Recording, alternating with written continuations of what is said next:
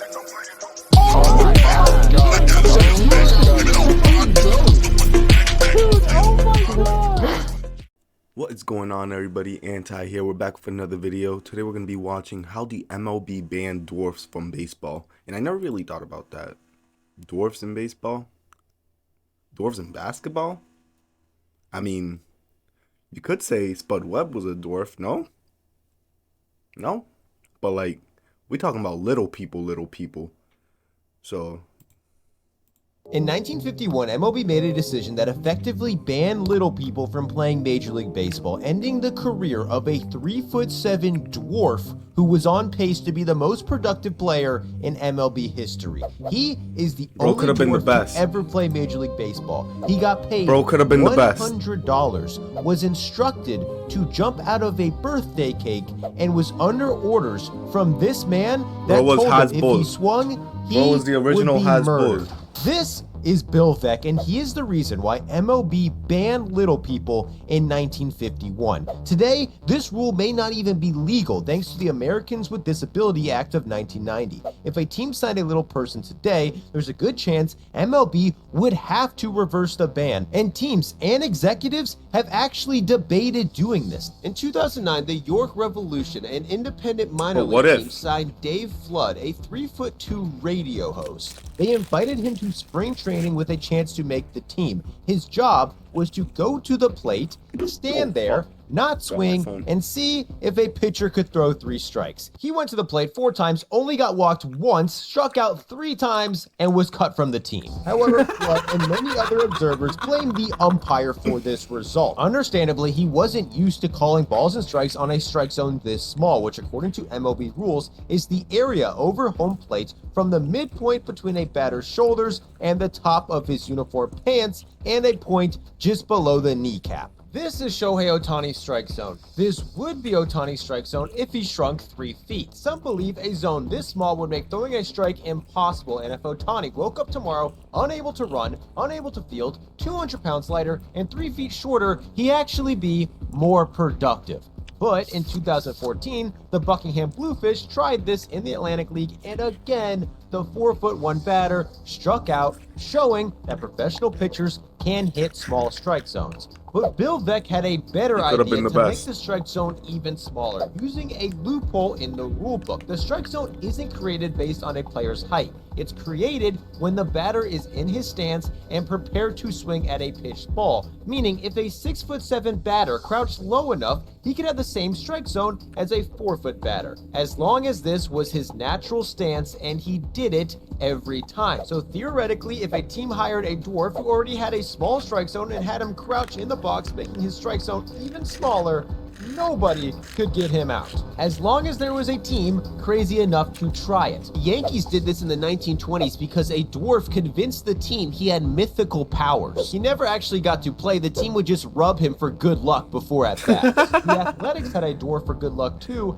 even let him coach first base until the league banned him from coaching first base, and even Pedro Martinez began hanging out with Dominican actor Nelson de la Rosa during the 2004 playoffs because he was convinced he brought him good luck. But none of the following ever got into a game. The only owner crazy enough to actually try that was Bill Veeck. Veeck was a chain-smoking war veteran who lost his leg in World War II, wore a wooden leg which he used as an ashtray. He was the person who installed the IV at Wrigley Field, invented the take me out to the ball game tradition at Wrigley, and was the first person ever to put players' last names on the back of their jerseys. He would also pull off the most insane stunts possible to get fans into the stadium. He once hired a clown and made him the first base coach, until the league got mad and made him stop. He signed a 56-year-old to play for his team so he could claim he had the oldest player of all time. Minnie Minoso did play and became the only player ever to play in 5 different decades.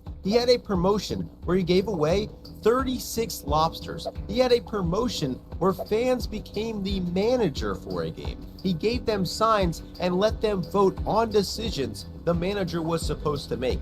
He even introduced the first exploding scoreboard, then took this to another level by exploding thousands of disco records on the field in between a doubleheader, which caused thousands to rush the field, causing a riot at the stadium, and they had to cancel the second game. Holy When shit. he managed a team in the minors, he installed a fence that would move back 15 feet every time the opposing team came to the plate, then move 15 feet back in when his team came to the plate. But his most infamous move was when he broke baseball by putting a dwarf on his team. Vec was doing a promotion and wanted to add a surprise that stirred up publicity for his team and sponsors, so he hired Eddie Goodell, paying $100, which was the minimum required payment for a dwarf act at the time, then bought a cake to have Goodell jump out of. According to Vec, the cake costs more than it cost to hire Eddie Goodell. He strategically mailed Goodell's contract to the league headquarters on a Saturday. Since they wouldn't So getting see a it dwarf until was easy. Monday, The cake they part had was no hard. chance to void the contract,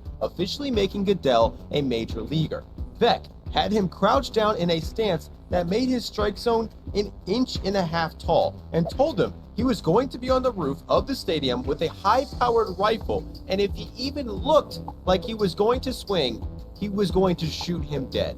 Goodell, wearing number 1/8, climbed out of a birthday cake in between the doubleheader. Apparently nervous by the large crowd, told Vec he didn't want to bat anymore. Vec then threatened to kill him again. In the first inning, Goodell pinch hit, and to everyone's surprise, a dwarf was at the plate. He walked on 4 straight pitches, went to first base, immediately got a pinch runner, and exited the game to a massive applause and laughter.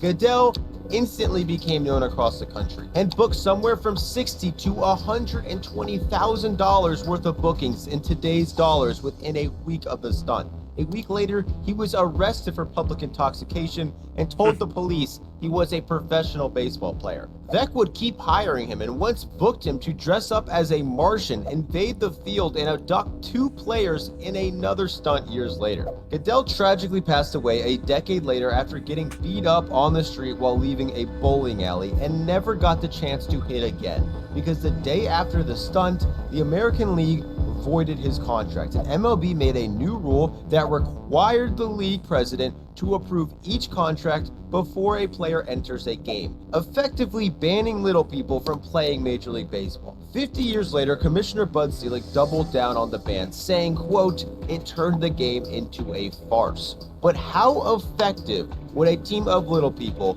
actually be? Assuming the little person would be ineffective in the field and on the base pass, they would only be able to hit once per game, then be subbed out for a runner. According to calculations done by Nate Silver, if a little person led the game off with a walk, he would increase his team's winning odds by 4.6%. If he did this every single game, he would be worth somewhere between 7 to 8 wins. Last season, that would have made him the 4th most productive position player in baseball by WAR. But that's assuming he would get walked every time. The last 2 times people have tried this resulted in the little people striking out. It's clear some pitchers would still hit the strike zone. According to baseball statistician Tom Tango, a walk is worth 0.03 wins, and an out is worth negative 0.027 wins. So for a little person who can only walk or get out and cannot field or run, he would need an on-base percentage of .530 to be an average yet serviceable MLB player.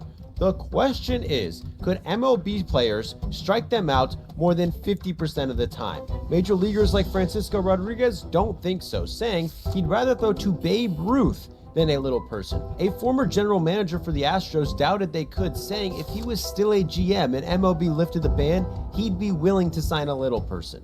And author Todd Gallagher assembled an entire team of little people to face former major leaguer Dana Keuchel. He walked the first 5 batters in a row, ended up walking 7 of the 10 batters he faced, gave up 4 runs, left the game, and the team of little people finished with an on-base percentage of .700. If a little person could consistently get walked at this rate, they would be the most effective pinch hitter in the game, and all it would take is someone like Bill Veeck with the balls to challenge MLB and try it. Little people could take over MLB if we just give them one chance. we give them one chance, they take over the MLB. Anyways, my name's Anti. Hope you guys enjoyed the video. Peace.